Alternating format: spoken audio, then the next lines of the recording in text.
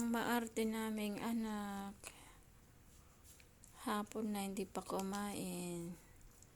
Kaya pinagbuksan ko na lang ng Jerhay. Spinach. Buntis kasi ito eh. Napakaarte nito kumain. Papiki food si Simona. Kain ka na. Ito si Adnan eh.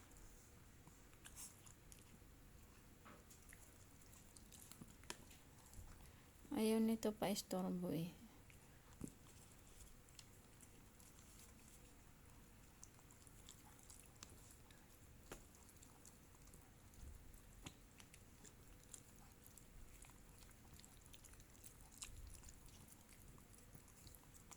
Help ko na lang siya para makakain siya. Buntis siya eh. Ayan na yung tiyan niya oh. Ang dede niya. Laki na ng dede.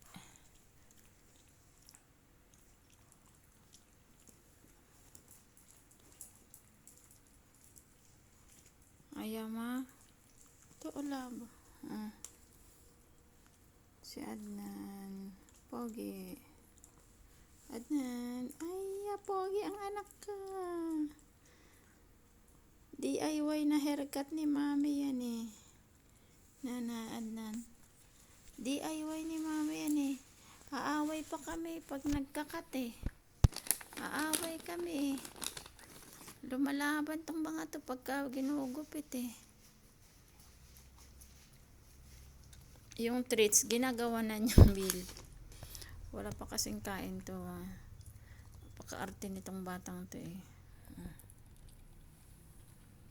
Maarte to si Simona. Kaysa naman magsuka siya ng yelo, ibigay na lang kung anong gusto.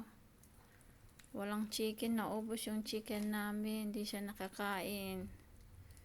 Busy ang daddy, kaya hindi na siya nakapamalengke.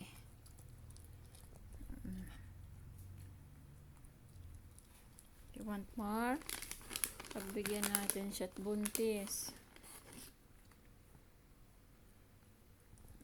Iwan na kita dito ha.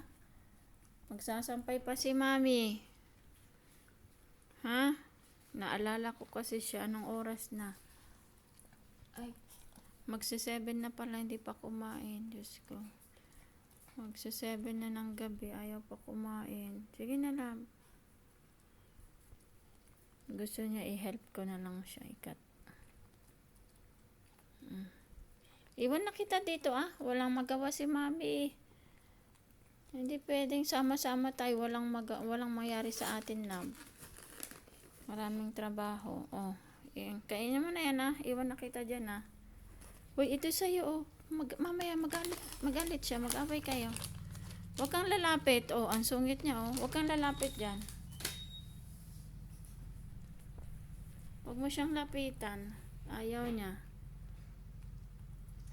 Adnan huwag mong lapitan siya huwag aaway Alis ako, labas ako, magsasampay si mami. Buntis kasi itong babaitan na to Bye-bye! Salamat sa panonood niyo.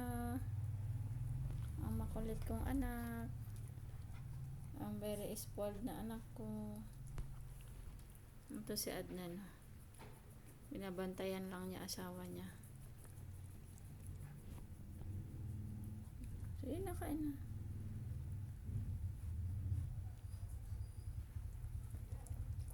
Gusto niya yung maliit na hiwa.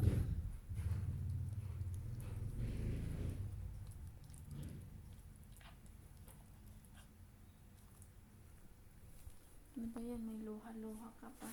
Punasan niya muna natin yung luha niya. Teka. Punasan mami yung luha. Hindi. Wag. Ang sungit nito Lumayo ka, Adnan. Ayaw niya nang malapit. May luha ka, anak eh.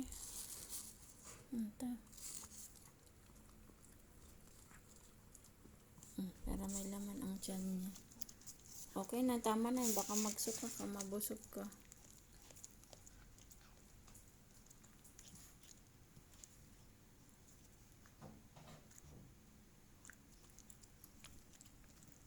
ubos niya.